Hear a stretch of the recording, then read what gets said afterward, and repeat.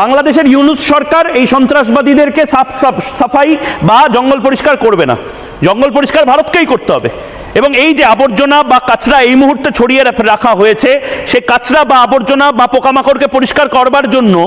ভারতের কি অবিলম্বে উচিত নয়? পিওকেতে যে দাওয়াইটা দেওয়া হয়েছিল, হঠাৎ করে হেলিকপ্টার নেমে গেল, হঠাৎ করে হুশ করে কি একটা হয়ে গেল, এরকম বাংলাদেশেরও বিভিন্ন যে জঙ্গি ট্রেনিং ক্যাম্পগুলো তৈরি হয়েছে ভারত লাগোয়া জায়গায়, এবং সেটা আমি ম্যাপেও আবার